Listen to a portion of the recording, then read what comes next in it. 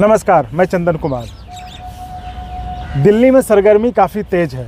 मामला है आज अहले सुबह करीबन 8 पत्रकारों को घर से उठा लिया गया जांच के लिए। मामला है न्यूज़ क्लिक में फंडिंग का, चाइनीज़ फंडिंग का। दिल्ली पुलिस के स्पेशल सेल की एक टीम ने करीबन 8 पत्रकारों को, जिसमें कि मशहूर पत्रकार उर्मिलेश जी और भी कई पत्रकार हैं, अभिसार साहब, इन सब के घर पे छापेमारी के बाद जांच के बाद इनको उठाया गया और पूछताछ अभी स्पेशल सेल के टीम के द्वारा जारी है। इस पे जानने के लिए क्या है मामला और उसमें क्या जांच चलेगी और क्या प्रक्रिया आगे अपनाई जाएगी पुलिस के द्वारा, जानते हैं सुप्रीम कोर्ट के सीनियर वकील उमेश शर्मा जी से। उमेश जी, स्वागत है आपका। क्या है मामला और क्या होगा इसमें आगे? देखिए, अभी जांच की स्टेज है। इसके पीछे अगर आप जाएंगे तो चूंकि ये ईडी ने ये मनी ट्रेल ट्रैक किया था कि ये नेवल सिंघम की कोई कंपनी है, उसके द्वारा वो अमेरिकन कंपनी जेवी बनाई है, क्या बनाई है, पर उन्होंने ट्रेल ये निकाला कि ये चाइना से पैसा चला था, उसको इन्होंने घुमा फिरा कर लेयरिंग करके और न्यूज़ क्लिक और इन लोगों को दिया था। ये एलिगेशन है। इसकी जांच करके उन्होंने करीबन 38 करोड़ रुपया आया है, जो इन्होंने फिर आगे दूसरे सोर्सेज को दिया है। तो उसकी जांच कर रहे थे जब, तो हाई कोर्ट कुछ लोग जो अफेक्टेड थे इन्हीं में से वो गए। हाई कोर्ट ने बोला ईडी इसकी फर्दर जांच नहीं करेगी, तो हाई कोर्ट का स्टे है इसमें। चूँकि इसका दूसरा पहलू भी है, ईडी तो सिर्फ मनी ट्रेल को, पीएमएलए एक्ट में ईडी के पास पावर है, मनी ट्रेल को पैसा कहाँ से आया और किस सोर्स से आया और कहाँ जा रहा है, किस यूज़ में लाया जा रहा है, इसकी जांच ईडी करती है। अगर पैसा किसी ड्रग के सोर्स से आया है, ड्रग बेचने वाले से, आर्म्स के डीलर से, या करप्शन का पैसा है, या दलाली का पैसा है, या उसको रेड मनी, पिंक मनी, पता नहीं क्या क्या, ब्लैक मनी, ऐसे जो वर्ड्स लूजली बोले जाते हैं, तो उसकी जांच ईडी करती है। चूँकि हाई कोर्ट ने ईडी की जांच पे रोक लगा दिया, तो ईडी ने अपनी सूचना अब स्पेशल सेल को दे दी। इसका दूसरा पहलू भी है कि ये लोग राष्ट्र विरोधी गतिविधियों में इन्वॉल्व हैं, ऐसा लगा ईडी को, इसीलिए ये पैसा ले रहे हैं, या चाइना के साथ मिलकर ऐसा कुछ लगा होगा। अभी कोई डेफिनेट कंक्लूजन हम नहीं बता सकते जब तक चार्जशीट नहीं आएगी। तो स्पेशल सेल ने आज एक यूएपीए में मुकदमा दर्ज किया, केस रजिस्टर किया। केस रजिस्टर करने के बाद ही पुलिस को इन्वेस्टिगेशन की पावर आ जाती है। तो वो इन्वेस्टिगेशन के लिए गए, इन सब के घर सुबह सुबह गए हैं, इन सबको फिर वहाँ से इनके जो इक्विपमेंट्स हैं वो सीज़ किए हैं, जिसमें इनका मोबाइल है या लैपटॉप है या जो भी सीज़ किया होगा, हार्ड डिस्क। जनरली ऐसे केसेस में हार्ड डिस्क को सीज़ किया जाता है, मोबाइल को ले लिया जाता है।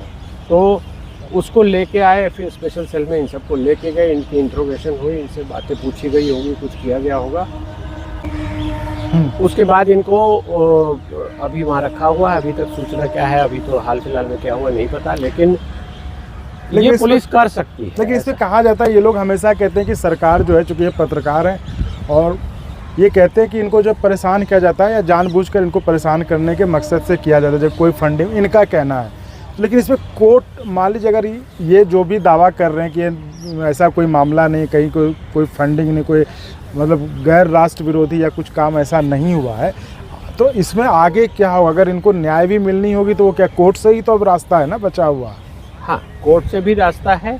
हो सकता है यूएपीए का जो केस या ईडी ने जो केस रजिस्टर किया होगा, या यूएपीए का जो अब केस है, उसको जब ये इन्वेस्टिगेट करें तो ये लोग अपनी ओर से सारी सफाई दे दें, सारे सबूत दे दें, सारी एविडेंस दे दें, और उसके बाद भी पुलिस स्पेशल सेल भी बोल सकती है कि कोई एविडेंस नहीं मिला, इनकी कोई संलिप्तता, इनका कोई इंटेलिजेंस, इनका कोई ऐसा ऑफेंस पाया नहीं गया है। तो हो सकता है इसी स्टेज पर केस क्लोज हो जाए।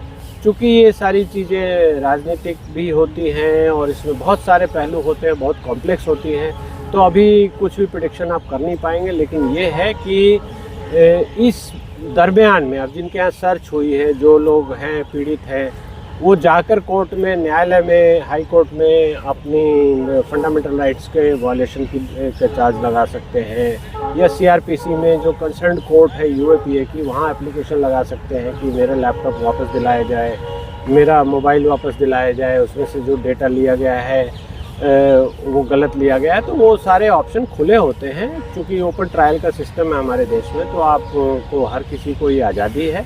लेकिन चूँकि ये पत्रकारों पे किया गया है और एक ग्रुप पे किया गया है, एक बड़े पैमाने पर किया गया है, तो ये थोड़ा गंभीर विषय तो है ही।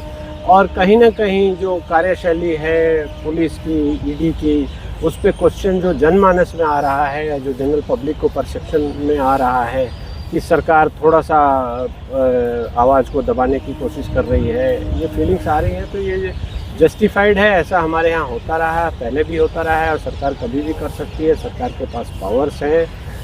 वैसे देखा जाए तो सुप्रीम कोर्ट ने कई बार ये बोला है कि आर्टिकल 19(1)(g) में अभिव्यक्ति की स्वतंत्रता जो है उसके अंतर्गत ही न्यूज़ छापना आता है। तो इसके पहले जो केस इंडियन एक्सप्रेस का केस हुआ या जो और बहुत सारे केस हुए जो डेफेमेशन में केसेस होते हैं, उसमें भी सुप्रीम कोर्ट बार बार बोलती है कि पत्रकार को स्वतंत्रता है कुछ भी न्यूज़ दिखाने की, कुछ भी लिखने की।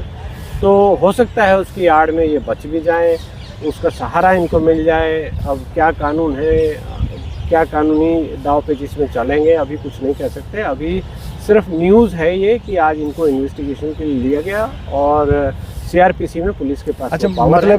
मतलब एक संभावना ये भी है कि ईडी के लेवल पर ही जहाँ भी या दिल्ली पुलिस की स्पेशल टीम जो जांच कर रही है वहाँ पर ही जांच के दौरान ही कि हमें कोई सबूत नहीं मिले, एक संभावना ये है। लेकिन लगता नहीं है कि अगर ऐसा होता, चूँकि पत्रकारों का मामला और ये पत्रकार बड़े हाई प्रोफाइल पत्रकार हैं, कोई ऐसे हाथ नहीं डालता होगा। तो लगता है कि उन्होंने पूरी जांच या जो भी है वो कर चुके होंगे।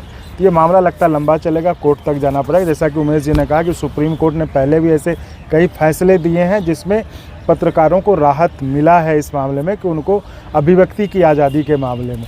तो हो सकता है कि इस सुप्रीम कोर्ट या अन्य कोर्टों में जाने के बाद उनको कुछ राहत मिले, क्योंकि मुझे नहीं लगता अगर दिल्ली पुलिस के लेवल पे होना होता तो वो शायद नहीं करते, या वो पहले ही अपनी जांच पूरी कर लेते तब जाकर करते।